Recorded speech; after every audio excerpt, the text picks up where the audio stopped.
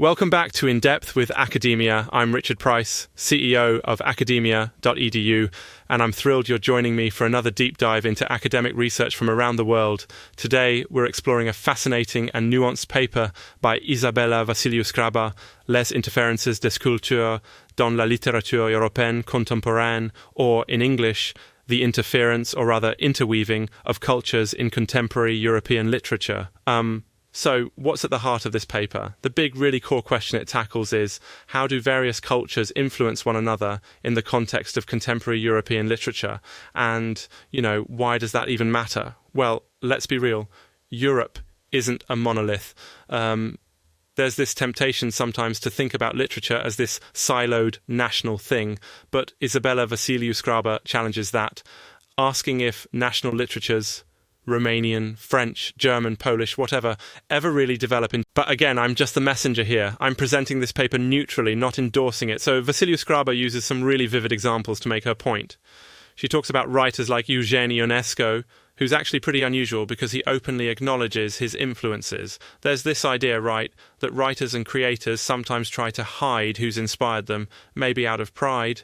But Ionesco flips that around and says, yes, absolutely, the likes of Ion Luca Caragiale and Urmuz really shaped my work, and there's more.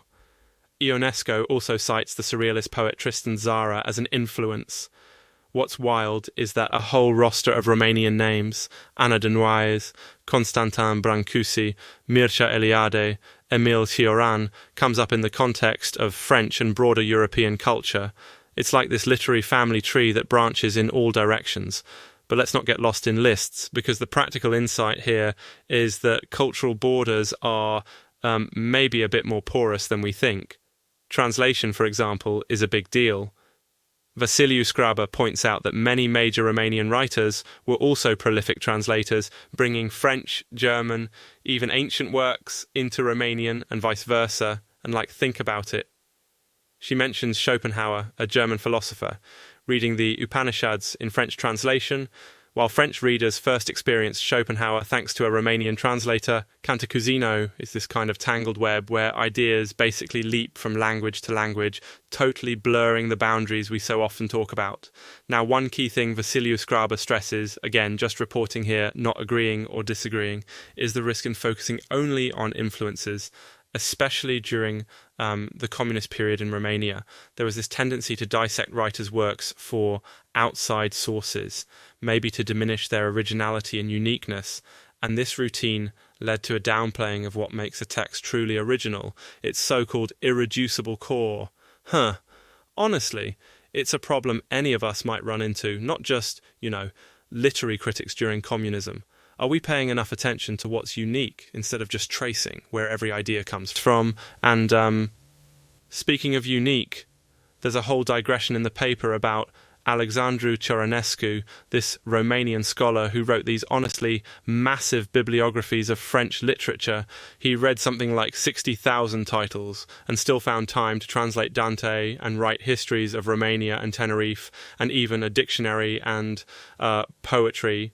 Wild. I know this doesn't directly connect to everyday life, but pause for a second. Can you imagine trying to read 60,000 books? I mean, sometimes I can't even keep up with my emails. Anyway, it's a fun little sidetrack that just blows my mind every time I think about it. Back to the argument, Vasiliu-Scraba looks at infamous oppositions like West versus East, Occident versus Orient, and calls into question how useful those categories really are. For her, and for many thinkers she profiles, the notion that Europe was somehow split, culturally, along the same lines as Cold War politics is pretty misleading. She highlights, for example, the relationships of Eliade, Ionesco, Cioran and Noica, all Romanian intellectuals who navigated between so-called Eastern and Western spheres, and shows their ideas were never really contained by borders. Again, that's the perspective of the paper, just sharing. So what does all this mean for you, the listener? I'd say the core insight is, don't be so quick to draw lines between cultures. Literature, art, and ideas are in continual conversation, sometimes in unexpected ways. If you're a creative person, or just someone interested in books and culture, maybe think about how your own influences come from all over, and maybe don't stress too much about being purely original. Authenticity can be found even through blending influences, not just in isolation. But remember, academic research isn't about giving you the answers. It's about opening up the space to reflect, reconsider, and explore what's out there. Vasiliu-Scraba's paper is one voice in a big conversation, and it's up to you to decide what you take from it. So that's today's exploration. I hope you enjoyed this energetic whirlwind tour through the interwoven fabric of European literature. Remember, the next time someone talks about cultural purity or national borders in art, well, maybe those lines are a little fuzzier than we think. Thanks so much for listening to In Depth with Academia. I'm Richard Price, here to share, not to preach. Until next time, keep questioning, keep reflecting, and maybe try reading a book in translation. You never know where it'll take you.